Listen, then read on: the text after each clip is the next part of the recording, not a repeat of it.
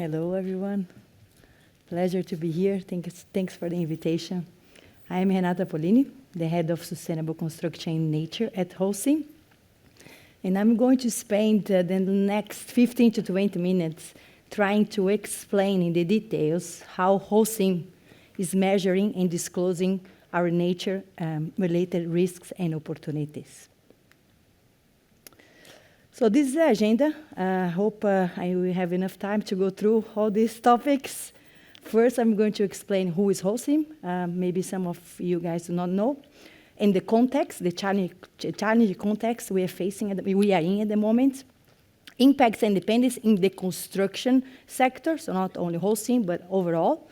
Then our gap analysis of TNFD, so how we then decided to go through the disclosure following the TNFD, and then we did a gap analysis, and then we are now closing the gaps. And then how we are assessing our physical risks, transitional risks, and also opportunities. I will also talk a little bit, go through a little bit about some examples after the analysis we have conducted. First, about Holcim. So Holcim is a global leader in material construction. So we basically produce concrete, cement, aggregates, roofing, now facades, many elements, insulation, so many elements that are going to be used in building construction. These are some facts and figures that we reported last year. Two I want to mention here. One is that we validate our 2030 and 2050 targets according to the SBTi, Scope 1, 2, and 3. And also that we are the #1 largest R&D organization in our industry. This is very, very important because we really trust and we really put a lot of emphasis in innovation because we want to find the solutions for the challenges we are facing through innovations. So that's the context that we are facing today. So we all know, and I think it's all in news, also in articles, publications, that we are expecting 2.5 billion more people will live in the cities by 2050. What we also know is that 1.6 billion of people are lacking access to adequate housing and also sanitation facilities. The challenge is that 60% of the infrastructure needed by 2050 is not built yet. And if you will continue to build the way that we build today, we will need 2.3 planets by 2040. This is huge. I hope it's impossible. I hope we all are aware and know that we cannot continue to build the way that we build. So we need to innovate. We need to find solutions to change. So that's a very challenging context that the build environment overall, so the material construction sector is including the build environment, is facing today. Also, another challenge and also opportunity for who thinks is opportunity for Holcim is an opportunity. We also are aware that nature is catching up the climate very quickly, rapidly. We are seeing that the climate frameworks are being replicated for nature. Here are some examples of this. I think key ones are, we had the Paris Agreement set in 2015, and then we had the biodiversity targets ratified in 2022 in Montreal, in Canada. We now have the TNFD. We had TCFD before. We have, I think we didn't touch this topic today, but it's a very important one. We used to have only SBTi, the Science-Based Targets Initiative for Climate, which is a framework that's supporting, guiding companies to set targets based on science for climate. We now have SBTN, which is a framework helping companies to set targets based on science. And some other things. So we know that, climate frameworks are being replicated, and we at Holcim, we want to be ready for this, what's coming. Now moving on to the impacts and dependency in the construction material sector. So this is, Holcim is included here, but it's the whole sector. I think we all are aware on this huge impact that we have for climate change. So the building environment accounts for 37% of the global greenhouse gas emissions. Out of that, 27% is operational carbon. So this means when the building is already there, up and running. So these emissions are coming from heating, cooling, and also powering. But 10% is embodied carbon. These are emissions that are coming from materials in the construction phase. And basically, concrete, it's 6%, is the 6% number down there. The issue is that we not only have impacts on climate, but also on nature. Very significant impacts on nature and also on global raw resources. So the built environment, the building environment sector is accounted for 29% of the biodiversity loss, 15% of the global freshwater consumption. Why do we need to use fresh water for producing concrete? 50% also of the global raw materials consumption. So our impacts are significant, not only on climate, but also on nature. Now moving to the dependence of the construction materials sector. I also use INCOR for this slide. We are using INCOR. I think many people mentioned this platform today is a free, available resource and very scientific-driven one. And basically, our main dependency is in freshwater quantity. This analysis was done in 2024. So now there is an update. Now this year we need to run again to see. But I also have to say that we need to update this year. But just that you know, 27% of our sites are located in water risk areas. So our main dependency is on water quantity, freshwater quantity, and we have plenty of sites that are located in water risk areas. Now, narrow down to Holcim. So we talked about the sector, now Holcim. What we did last year, we run a double materiality assessment already to be aligned with CSRD.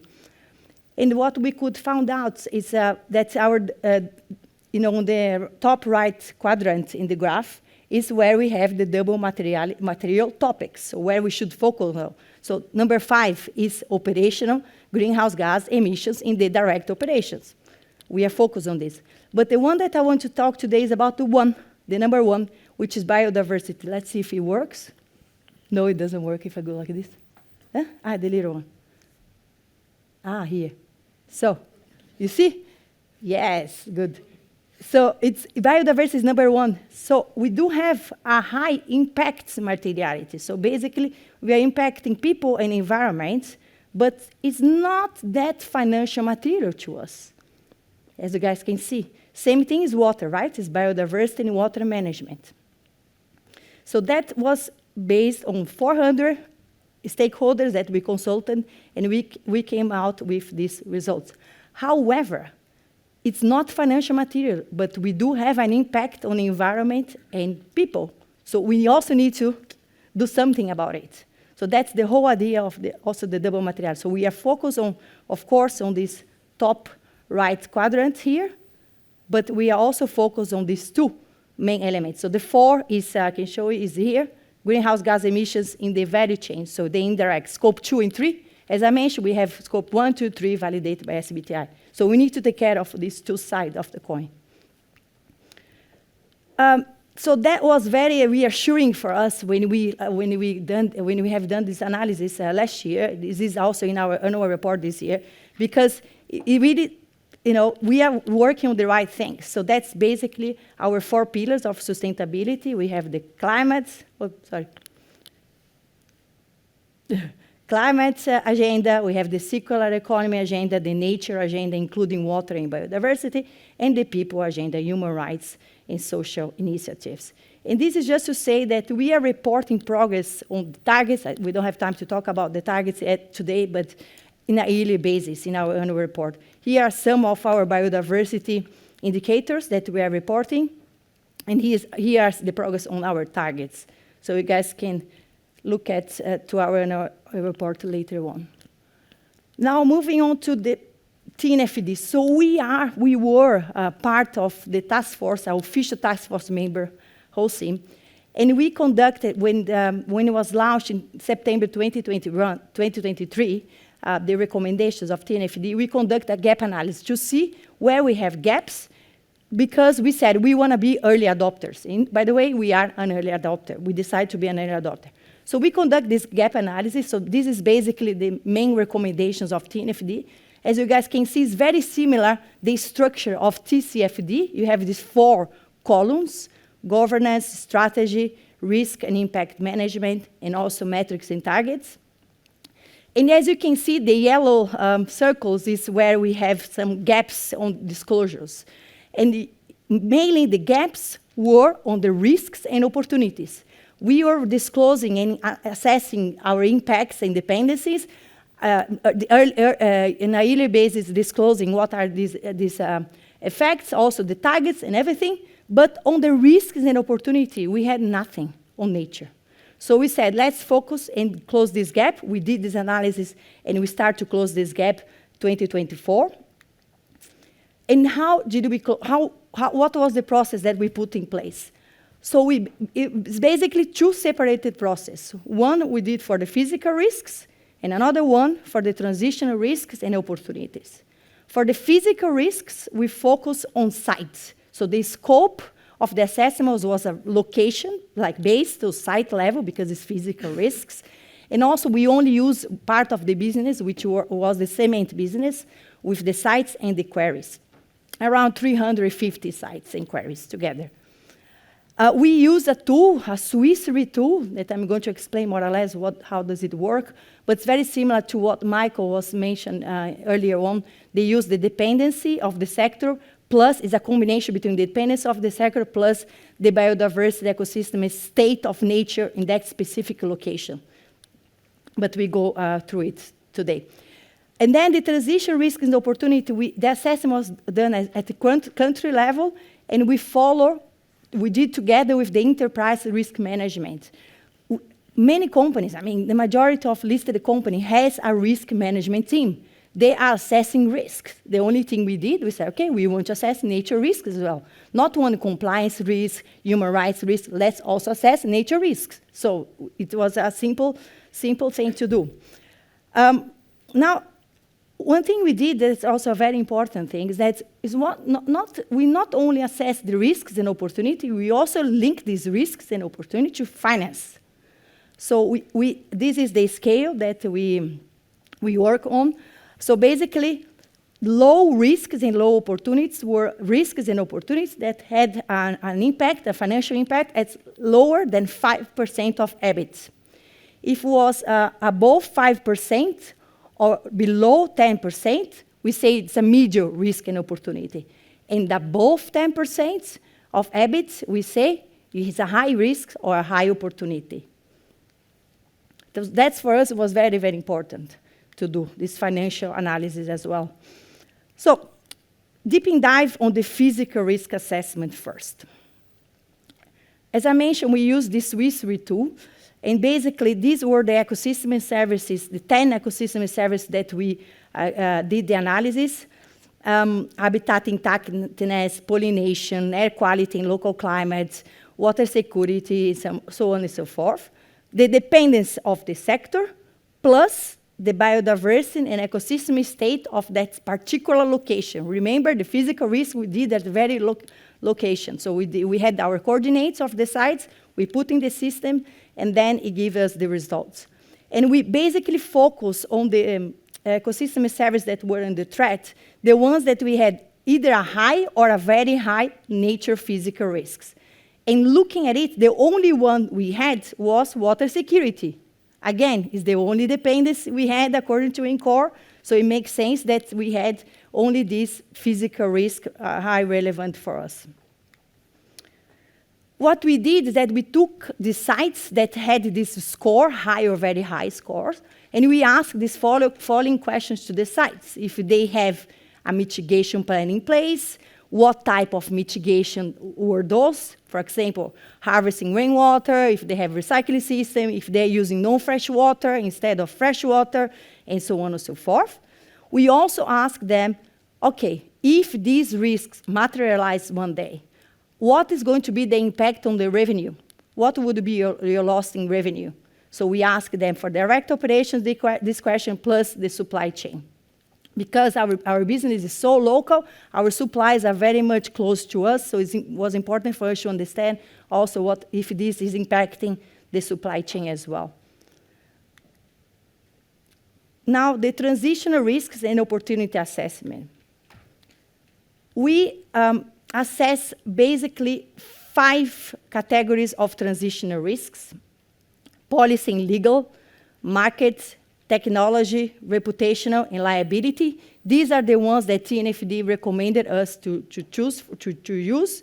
But of course, the details comes, the devil is in the details, and comes to what we are going to assess.